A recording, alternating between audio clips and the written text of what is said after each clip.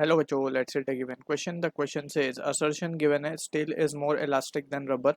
Reason given a under given deforming force steel is deformed less than rubber. Option 1 given a both assertion and reason are true and the reason is a correct explanation of the assertion.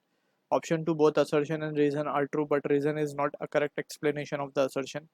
Option 3 assertion is true but reason is false. Option 4 assertion is false but reason is true.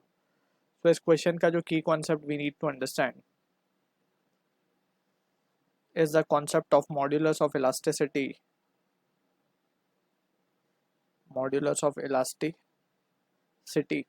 And for a solid body like steel or rubber we can say, so जो modulus of elasticity we refer is Young's modulus. Young's modulus. So Young modulus में जब हम बात करते हैं, so basically it is defined as longitudinal stress to longitudinal strain. Longitudinal stress upon longitudinal strain. ठीक है.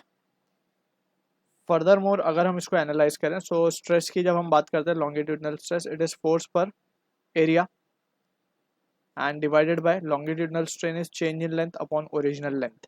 तो इस तरीके से दिस इज बिन डिफाइंड. अब अगर थोड़ा सा हम स्ट्रेस को समझने की कोशिश करें, पहले अब हम समझते हैं स्ट्रेस क्या होता है actually. So this is the basic concept that we will be using. So stress की जब हम बात करते हैं, so stress is basically it is the restoring force per unit area. It is defined as the stress. ठीक है. अब we are talking about the longitudinal stress. ठीक है ना. It is a restoring force या फिर generally अभी इसको इस तरीके से डिफाइन होगा. It is the restoring force per unit area. अब यहाँ पे अगर हम देखें तो the word restoring force is quite important. जितनी ज़्यादा रिस्टोरिंग फोर्स होगी उतना ज़्यादा स्ट्रेस होगा इसके अंदर, और जितना ज़्यादा स्ट्रेस होगा उतना ही ज़्यादा उसका यंग मॉड्यूलस भी होगा. ठीक है. अब यहाँ पे वी कैन सी कि हमारे पास स्टील है और हमारे पास रबर है. तो अगर हम देखें we have steel and we have rubber.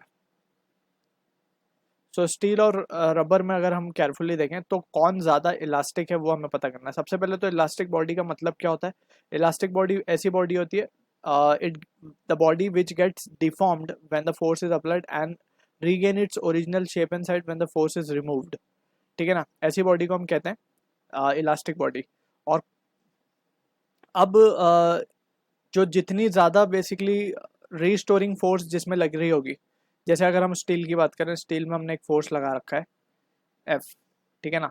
और अगर हम मान लें कि सेम फोर्स हमने इस रबर में भी लगा दिया, ठीक है, लेंथ सेम लिए दोनों की, लेट से लेंथ इसकी भी L है इसकी भी L है और इसमें भी सेम फोर्स हमने अप्लाई किया, तो it is very much clear कि जो इसमें एक्सटेंशन आएगा वो बहुत ज़्यादा आएगा. इसका L जो होगा, L of rubber will be much greater then extension in steel wire.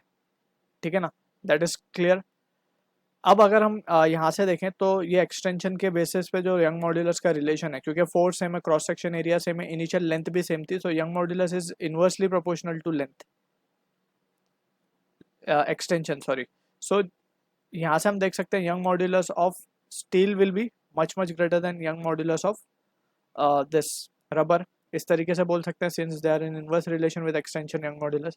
तो यंग मॉड्यूलस किसका ज़्यादा है? यंग मॉड्यूलस ज़्यादा है स्टील का, यानी कि steel is more elastic because Young modulus is ultimately what? Modulus of elasticity. ठीक है ना. तो Young modulus is more elastic than steel is more elastic than rubber. So ये बात तो ट्रू है, असर्शन इज ट्रू.